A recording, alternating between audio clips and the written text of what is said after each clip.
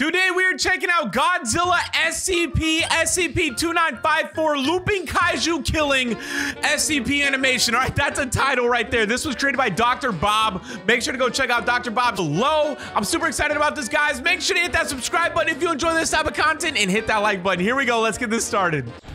A gigantic monster stomps across the land, with nothing able to stop its rampage except for... "Come and eat," cries out a voice, and the monster suddenly stops and falls to the side. The child picks up his toy and runs back to where his mother and father have spread out a picnic lunch.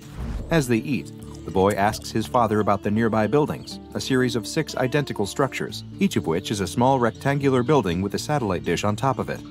The weathered buildings look like they have been out here for some time, and the father tells the boy that he isn't sure exactly what they are or what their purpose is, but that they were probably built during the war. "What war?" the young boy asks. "The Pacific War," his father answers. "What was that?" "It was a war fought by many countries of the world." "Why did they fight?" the boy asks. "Well, there were a lot of reasons." The dad just wants to take a bite of his food so bad. The dad probably hasn't eaten all day long. He's like, dude, I need to eat. And his son's like, Dad, I'm going to ask you a million questions. The dad's just like, why are you asking me these questions? And he's probably getting frustrated. What were some of the reasons? The father has played this game many times before, and he knows if he doesn't end this line of questioning now, that he'll never be able to eat his lunch. The mother, sensing the same, no, I've never seen this, but I swear that's hilarious. Okay. tells the boy that if he wants to, he can go and play with his toy some more. The boy doesn't need to be given the option again. He quickly gets up and grabs his toy monster before running off to play. "Don't go too far," his mother calls out as she watches her son head in the direction of one of the buildings. The boy stops in the shadow of one of the large satellite dishes and sits down in the grass to resume his monster's path of destruction across the countryside. As the monster moves through the tall grass, though, the shadow he is sitting in suddenly starts to shift. The boy looks up to see that the satellite dish on top of the building is moving. With a groan, it begins to turn and change its angle. And it isn't just the one on the building closest to him that's moving. He can see that each of the 6 satellite dishes are doing the same thing. Oh, snap! They're all turning to point towards the same spot on the horizon. The boy squints in the sunlight and sees what they're all now directed towards. Off, far in the distance, is a real monster. It's a massive-looking creature, a huge half-fish, half-lizard, covered in scales and spiky fins. It must be at least 50 meters tall or more, and it's coming straight towards him. The boy can already hear the sounds of its giant webbed feet stomping and shaking the ground, and as it gets closer, its high-pitched shrieks and cries become audible too. Adding to the cacophony, an air raid siren begins to wail, followed by the sounds of gunfire, the marching of hundreds of boots, and the roar of engines. What the heck The boy is looks going around, on but here? he doesn't see any of it. It's just him, the buildings, and the monster. The boy can't run, though. He's frozen in fear. All he can do is watch as it swipes at trees and power lines, knocking them down with ease, all thing while is getting creepy. closer and closer. The satellite dishes finally finish their slow alignment, and there's a loud humming noise, followed by a loud cracking sound, as each one emits a bright beam of electricity at the monster. The creature stops its assault and howls in pain as the 6 satellites focus their beams on it. The beams disappear, and the monster appears stunned, but then it looks up and continues to come forward, this time even faster than before. The monster is only hundreds of feet away now, and the boy What is an SCP? That's some sort of an experiment or doesn't something? know what to do. The boy opens his eyes to see that it's his father. He picks up the bowl. It seems to still be focused on the building he was playing next to. The monster finally reaches the building and begins swiping at it, tearing it apart as the other satellites slowly realign, all pointing at the creature once again. The sound of the invisible army increases, and as an artillery shell appears just feet away from it before exploding in the creature's face. But nothing seems able to deter it, and it keeps clawing at the building with the satellite dish. The father finally reaches the mother, who grabs the boy and embraces him tightly. There is a loud noise, and the family turns to watch as the monster finishes destroying the Bro, this is chaos. building and turns its attention to one of the others. But then the dishes unleash another blast. There we go. of Yeah, electricity take at it him with out. a thunderous crack. The creature howls in pain as it stumbles and falls to its knees. It is struggling to get back up when yet another blast hits it and it falls to the ground. It breathes a couple of final, labored breaths before it closes its eyes, its enormous tongue lolling out of its mouth. The creature is finally dead. A loud celebratory cheer goes up in the empty field from what sounds like hundreds of people as the creature begins to slowly fade from view before eventually disappearing completely.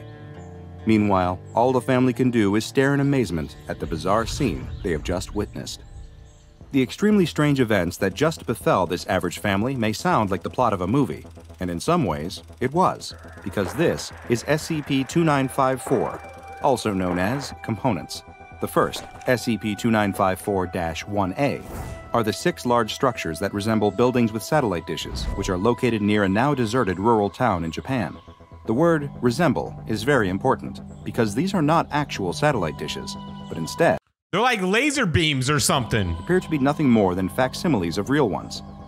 The interior of the SCP-2954-1A buildings lack all of the mechanical components one would expect to find inside, and instead contain only a crude rope and pulley system, which control the satellite dishes on the building's roof.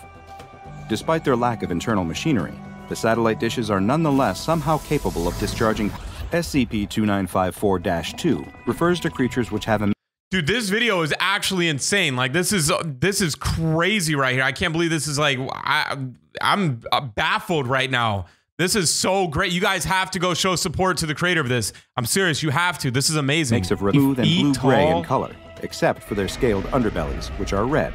Both their back and forearms have large spiny fins, and SCP-2954-2 instances walk upright on 2 legs, though they are always hunchbacked. Their mouths are also always agape and are capable of spitting a highly corrosive acid. Ugh. These creatures appear during a period of time that have been designated as Tsuburaya events.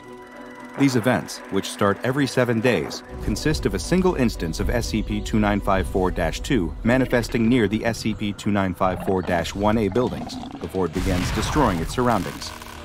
The buildings will then activate, turning their attention on the creature and firing their electric arcs at it in an attempt to stop its rampage.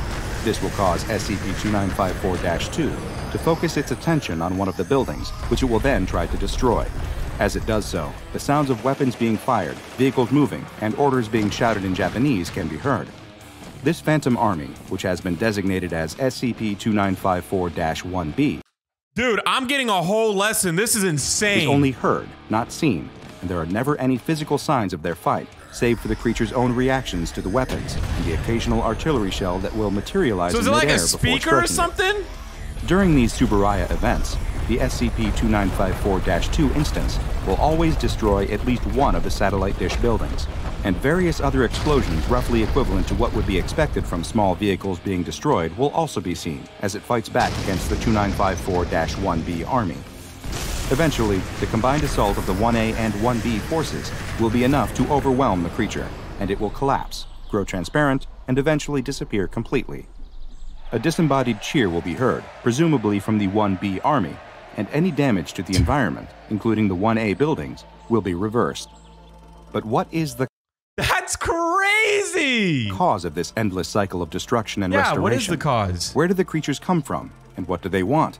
And who is the invisible army that always stands ready to fight back against the rampaging monsters? The answers to those questions may have been discovered while exploring the area where the Tsuburaya events take place.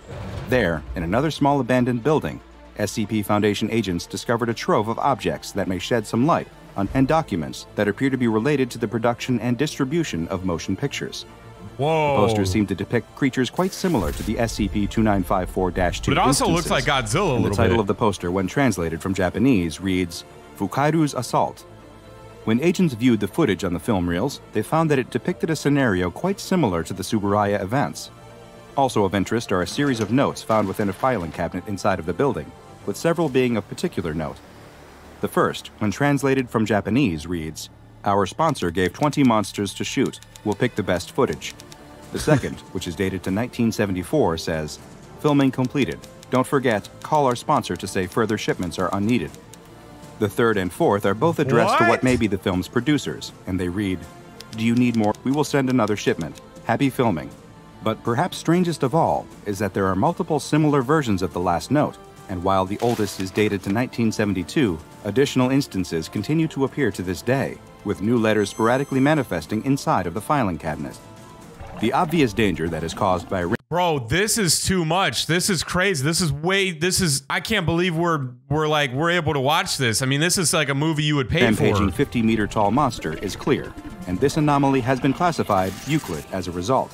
though since the creature is inevitably always killed by the SCP-2954-1 forces, containment is instead focused on keeping the public away from the area. Guards have been stationed around the area to prevent civilians from entering during Tsuburaya events. And what is the origin of these looping kaiju? Did someone attempt to harness an anomalous source in order to produce special effects for their film? If so, were they killed by their own creation before being able to turn it off, leading to a never-ending cycle of attacks? While we may never know the answer for sure, at least the result is entertaining, provided you keep your distance, that is. Now go and watch another entry from the... That was absolutely amazing, you guys. Listen, you have to go check out Dr. Bob. You have to go check out this animation. I'm just blown away at how good this was. This was absolutely great. The channel will be linked in the description down below, as long with the video that we reacted to. Thank you guys so much for watching today. I really do appreciate it. Once again, shout out to Dr. Bob. This was amazing. Thank you guys so much. It is your boy Corey, and as always, guys, I'll see you in the next one. See you guys later. Bye-bye.